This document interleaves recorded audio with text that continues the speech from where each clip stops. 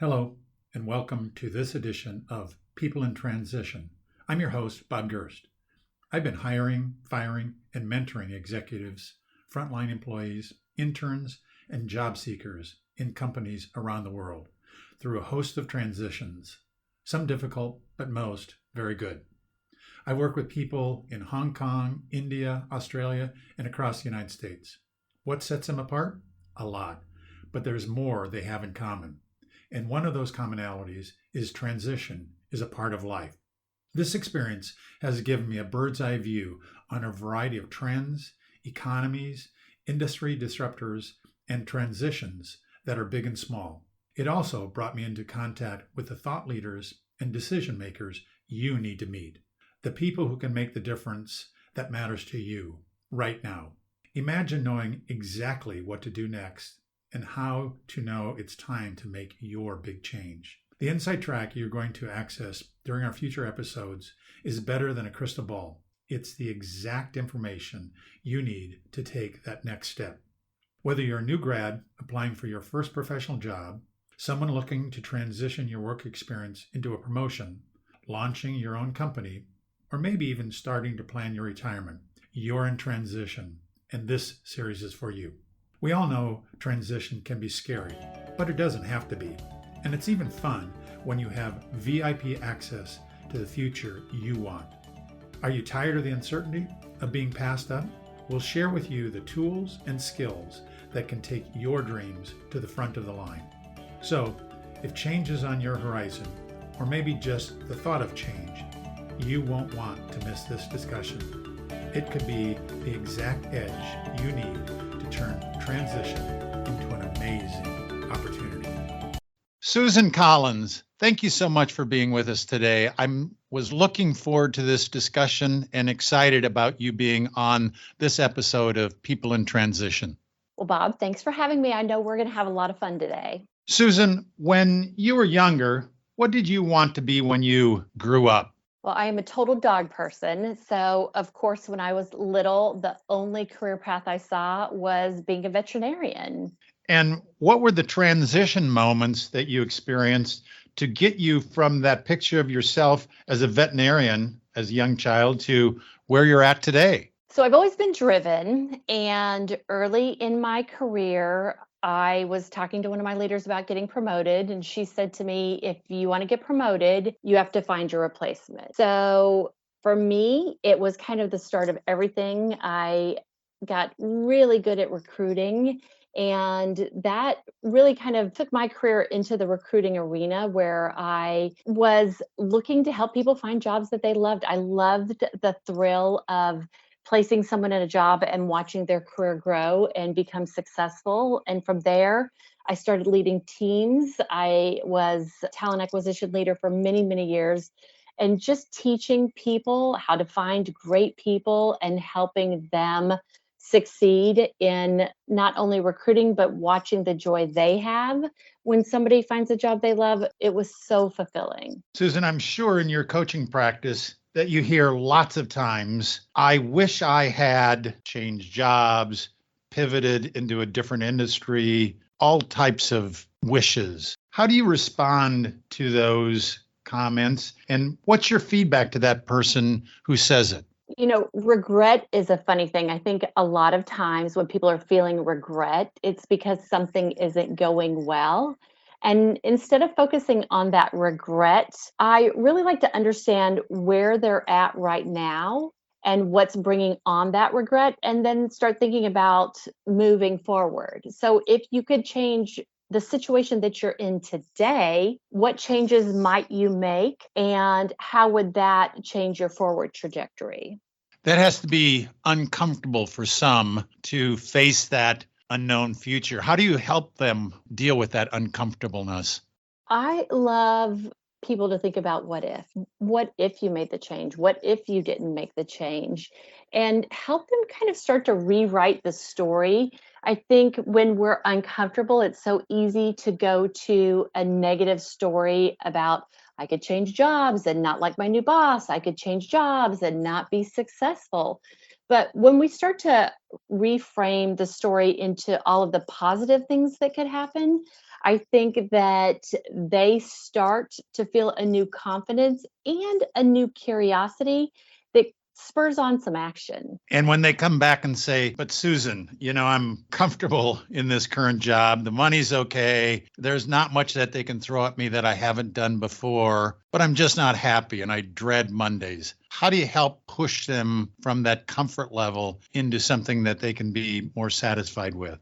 I like to talk about what's missing. And a lot of times my clients don't really know what's missing. And so we may spend an entire session talking about what's missing. What was one of the last things that they experienced that gave them joy? What do they like about their current job? But it is a lot of digging deep and a lot of self discovery that they have to do to decide what direction they want to take. Let's shift gears just a bit, Susan. Tell me, why should I network to help me in my job transition? I think networking is one of the most important things that you should do throughout your entire career. And I think people get stuck because you know how it is, like life is busy. We don't always hold on to the relationships that maybe we should have held on to.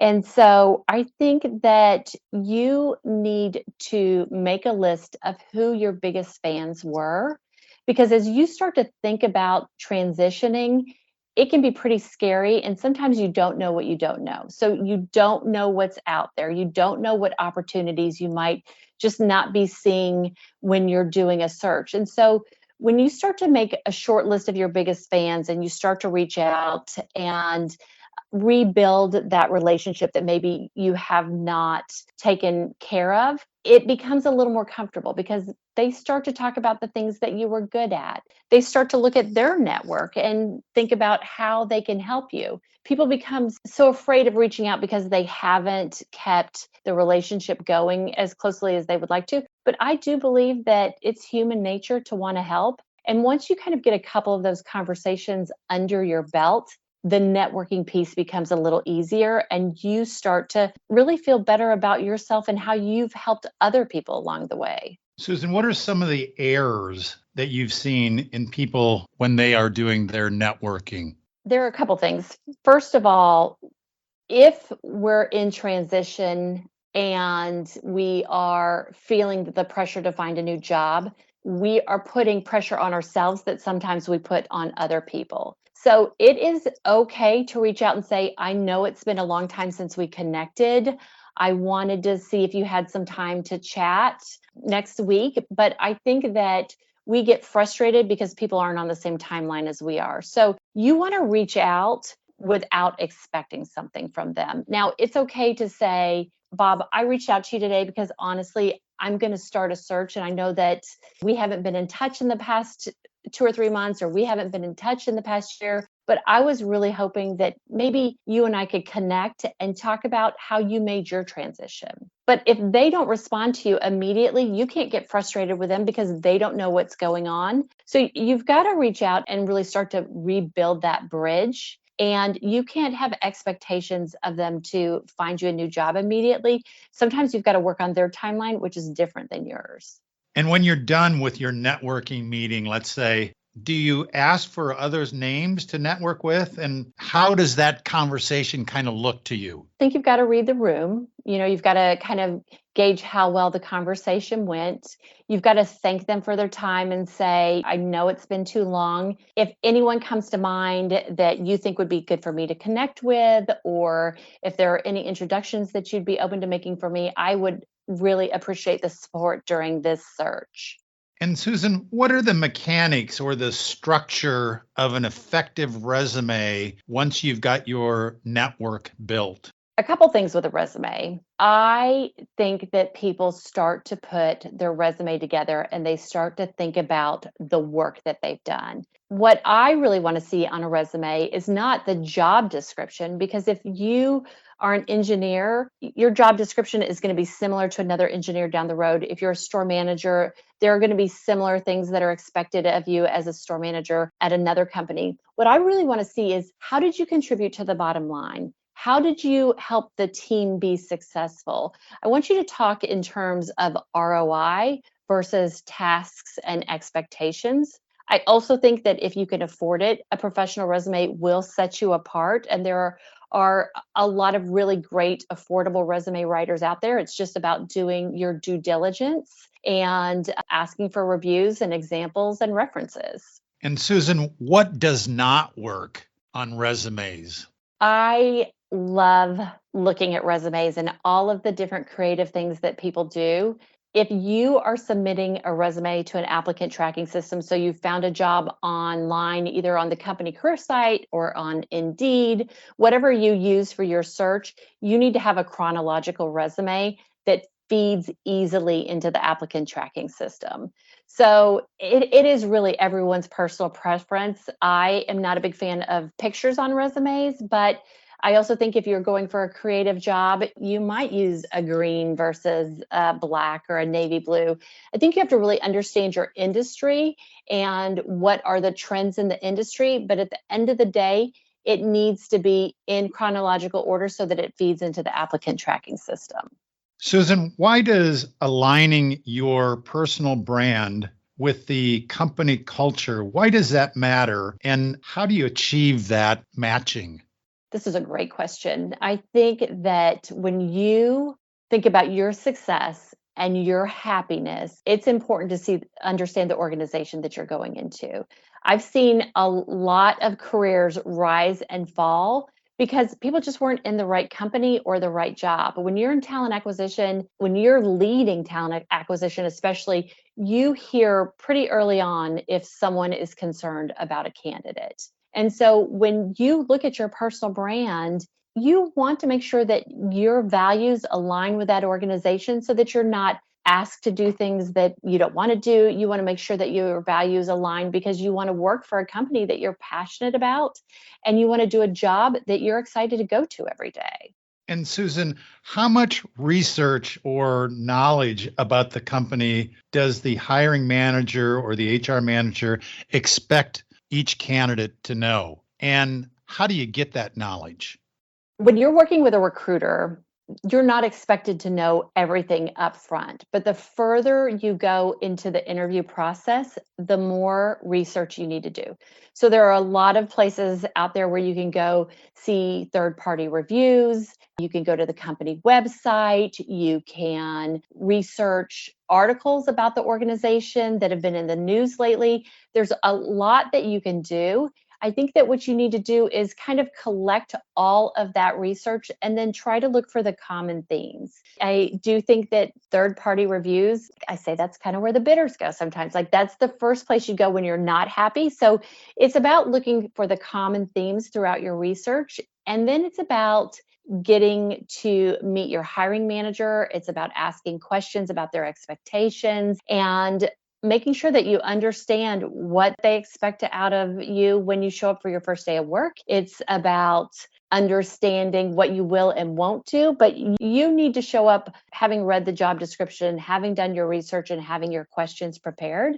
For every single interview, you need to have questions prepared. Susan, someone once told me that up to 70% of jobs are not listed on job boards. They represent that hidden job market. Can you describe to our listeners what that hidden job market is and how do you use it to your advantage as a job seeker? That's a lot of where your networking comes in and reaching out to people. When you are happy and recruiters are calling you and reaching out to you on LinkedIn or cold calling, you're kind of blowing them off. One of the things that I say that you should always do is every time a recruiter calls you, you should not only respond to them either with a phone call or an email based off of how they reached out to you, but you should also thank them for considering you and you should put their information into your phone. And why that's important is because when you do decide that you're going to start a search or you are in need of a transition,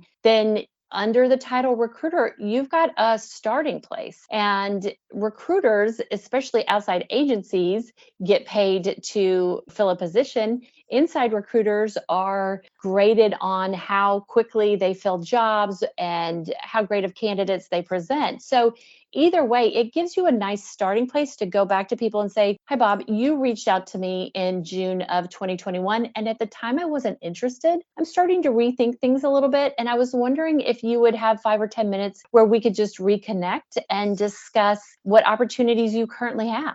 Susan, is there a particular way or method that a candidate should think about answering interview questions to be most impactful as they're talking with those recruiters? I am a fan of the old STAR method where it's situation, task, action, result. So when they ask you a question, take a moment to step back and say, okay, what was the situation? What were they expecting me to do in the situation? So what was that task at hand? What was the action that I took and what was the result? In the Wayback Machine, I think people were so focused on providing that perfect answer. Here's the perfect answer. Here's the situation. Here's who I brought into the process. Here's what we did together. And here was our really fantastic result. I think these days you've got to be a little vulnerable to be able to share a great result and to share a result that maybe wasn't as positive, but what did you learn from the situation and how did you take that into your next experience? Susan, is a Zoom interview somehow different than an in-person interview? And kind of a follow-up question to that is, what are some of the things that you should do or not do when you're in a Zoom interview? I think a Zoom interview can be more vulnerable. When I think about going in for an interview before COVID, you used to come into the office, you would go into the organization. Now companies are asking you to invite them into your house, right? So it can be uncomfortable if you are not really prepared. So you need to make sure that you've got a good space with a good background. You need to make sure that you've turned all of your phones off. You need to make sure maybe that you've locked the dogs up or that you've had a conversation with everybody inside of the house to say, I'm going to be doing an interview. This is an important conversation for me. Anything you can do to support me and give me a silent, safe space to have a really engaged conversation is going to help me out. I also think that you can't put too much pressure on yourself. It is a different world. It is a different time. Zoom is a place where we're all getting used to being on video. And so show up as your best self, put on your work mullet, which is like your blouse or suit on top. And if you've got shorts on the bottom, like that, do whatever you've got to do to be comfortable. But understand that I think that people are giving the interviewee a lot more grace than they ever have. And so find what makes you comfortable and know that they're doing this all day long and they're not judging you as harshly as you think they are. Do you think that you should take some time off during your search if you're feeling burnt out? And a follow-up question to that is, if you think yes on that, what is the right amount of time? If you are burnt out and you've left your job either because someone else has made a decision for you or because you just knew it was time to go, you've got to get in the right headspace. So all of those things that drove you to this moment or got you to this moment, you've got to make peace with. It depends on you and the process that you go through to make that peace. But if you are feeling tired still or not confident in your decisions, maybe there was a hard story that you've got to tell, then you've got to kind of start to get in tune with your feelings and kind of align your story to what you feel good with. The good and bad of the pandemic is that, there were a lot of people that lost their jobs. There were a lot of people that made decisions to change jobs. And so I think that there's a lot more grace and empathy to people who don't have jobs. So while you may be kind of spun up internally about the situation, less is more. So you can walk into the interview and when they ask you why you left the job, you can say, you know what? A lot of things changed this past year, or a lot of things have changed at that organization. And I decided it was time for me to step away and look for something new. And I wanted to have the time and the headspace to find what was right for me. And I don't think you've got to get into all of the details that you used to. If the recruiter pushes you to get into the details, it is okay to say, you know what, at this point, I feel like for me, it's about the future and a little less about the past. Is there something specific that you want to know? Susan, what have you been looking for that next great opportunity for a year or more. You've been in your search for that long. Is that telling you something as a candidate? And what should you do about that? Such a good question. I have a couple of clients who have made shifts based off of what they were looking for. And I think that there are a couple things you need to do. First, you need to make sure that you're looking in the right places. You need to make sure that your skills align with the jobs that you're applying to. And you need to make sure that you are really seeking out the right opportunities. If the industry has changed, if the job description isn't quite right, sometimes it's about asking questions. Sometimes it's about realigning your resume. I have a client that I've been working with, and he has kind of decided that he wants to specialize a little more. And so we are working on building a couple of different resumes so that he's got one that is very specialized in the area that he wants to go. And then we've got one that is a little more general, that is a little bigger picture when the job description isn't quite as clear as to what he would exactly be doing. So, you kind of talked about this earlier. Time expectations of the hiring manager and a candidate are often quite different. Candidates want things done yesterday, and the hiring manager, this search is one of hundreds of things that they're doing. How do you coach your clients on how to deal with this difference in expectations? And can they do anything to help speed it up? Hiring managers want to put the best person in the job, and they all have different ways of going about it. Like, great hiring managers can interview 3 people and make a decision. There are other hiring managers out there that want to see 10 people. So what you want to do is understand what the process looks like, and then you want to be really eager to communicate with them. You want to have really good follow up. I think it's okay to email them every other week or every week to say, I know that you're still in the process. I wanted to reach out to you to let you know that I'm still interested and was thinking about you today. Maybe you find an article out there about the organization and you send it to the hiring manager and say, this article that came out in Wall Street Journal this morning made me even more excited about what you're doing at company X. I just wanted to let you know that I'm still here. If you are in the interview process with other organizations, that's where it gets tricky, because you don't want to put too much pressure on the recruiter to make a decision. But you also want to let them know, I'm not playing games, but I did want to let you know that company B is progressing a little faster than I thought they would. You're my first choice. I just wanted to see if you had any insight into what this timeline might look like. I think we can all agree the job search process is often not a fun process. How do you build up the resilience inside of you to keep going forward? I think that you have to stay focused. And one of the ways that I keep my clients focused is we have a job search spreadsheet that we share. So when we meet, we talk about, the process that they're going through. We talk about the feelings that they have. It is okay to get frustrated in the process. It's not okay to get frustrated with the hiring manager. It is about looking at, what are your wins for the week? What have you gotten accomplished? And you have to create a consistent process of, I'm going to sit down at my desk on Tuesdays for 2 hours a week if you've got a job, or every night I'm going to go through LinkedIn and I'm going to apply to 2 jobs. But whatever you set aside, you've got to do it the same every week.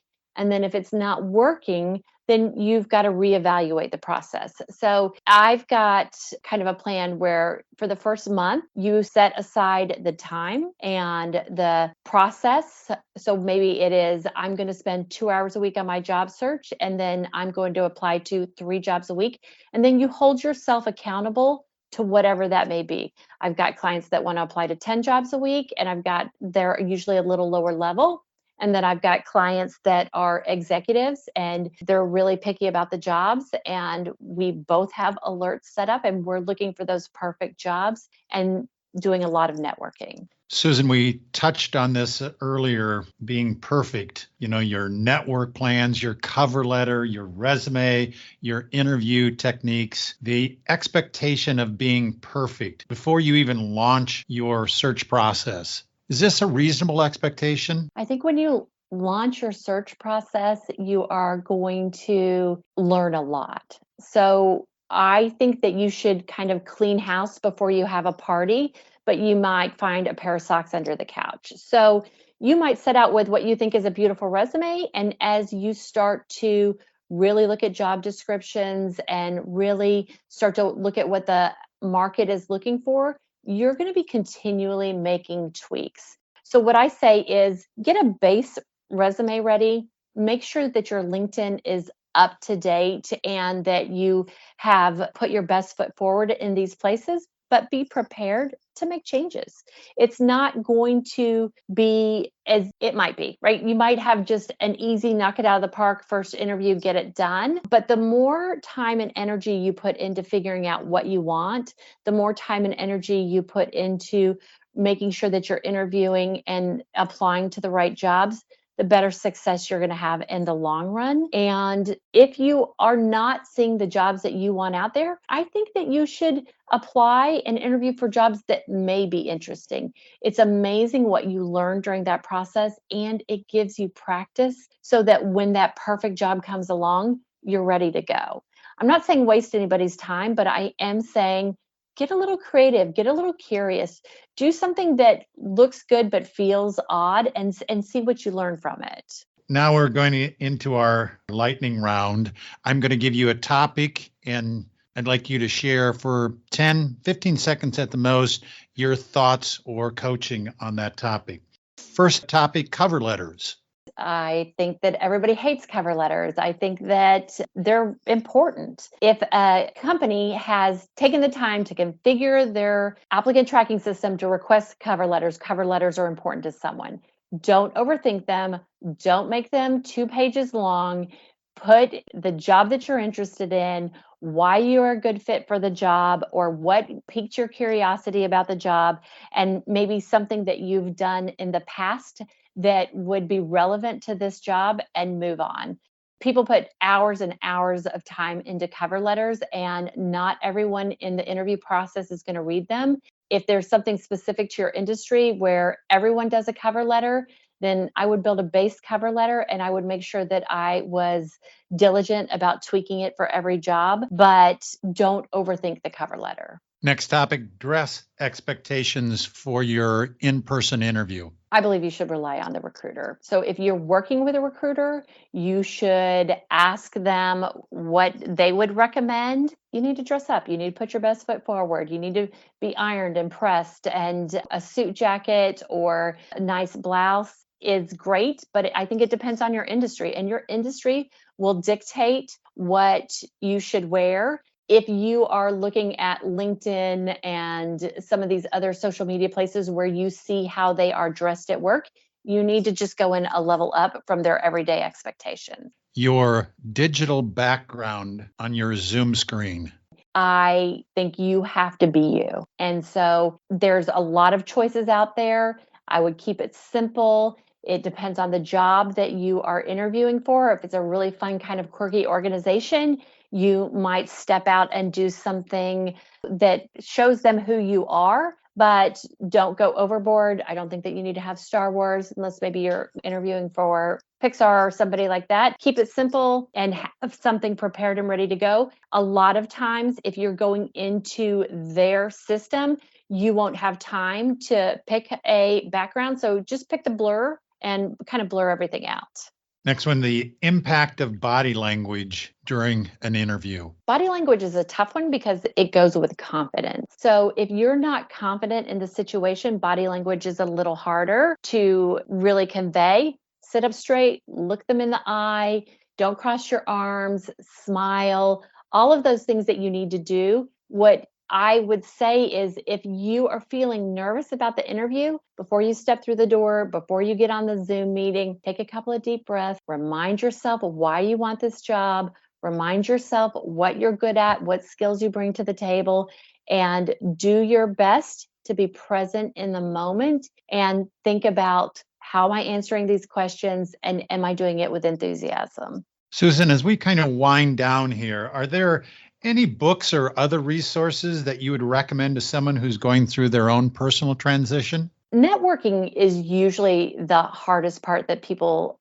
hesitate to step into, because if they haven't kept up their relationships, they're a little nervous. If they aren't comfortable or can't figure out who to reach out to, I think that's the hardest thing to get over. Like, it's really easy to go online and apply to a job where you don't know who's on the other end of it, but 86% of people get their jobs through networking. So one of my very favorite books is just Jeffrey Gitomer's little black book of networking. It's a really easy read. It's full of tons of great reminders. And it's usually the first place that I send people, just to kind of spark some excitement and ahas about why networking is so important. That's usually my first go-to. Susan, if our listeners only remember three things as they go through their own transition to that next great opportunity, what are those three things that you want them to take with them? First, get clear on what you want. You may have to narrow the funnel down as you go, but you need to really get clear on what you want in your next job, what you don't want in your next job, and what you bring to the table. So you've kind of got to get your story ready. Then I think you have to remember, you're not in this alone. It is human nature. People want to see people succeed. Rely on your close circle. Look for resources that maybe you didn't think that you had. Make sure that networking is a part of it, but really remember that there are lots and lots of people out there who are in the same place as you. And so you're not out there the only person looking for a job, and you will get through this. And then I think the third thing is probably consistency. If you're looking for a job, if you know that you need to find something new because you don't want to be where you're at, or you are unemployed, it is about the consistency of the search and doing the same things every week. If it's not working, reassessing and starting to look for new ways to get yourself out there, or what are the adaptations that you need to make to the process, but you need to be doing it every week. Susan, you're doing this podcast shows our listeners that they're not in this alone. On their behalf, I want to thank you for sharing the great tips and techniques. Thank you for showing the energy and passion, and that actually job transitions can be done smartly and sometimes even fun. Susan, thank you so much for being with us today. Thank you for having me. Thank you for listening to today's podcast. We're working in unprecedented times as the world responds to the recent COVID-19 crisis. The fact is that even those who are not in transition understand it could be right around the corner, next month or a year from now. The purpose of these episodes are to give listeners support and the critical tools to adjust with the winds, wherever they come.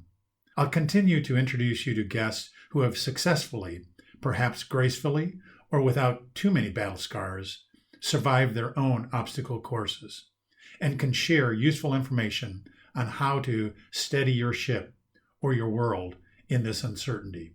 If today's message was helpful to you, please share it on social media. If you have any questions or podcast ideas for future conversations, reach out to me on LinkedIn. I appreciate your time you're investing in sharing these important conversations with me, my guests, and others who are going through life transition.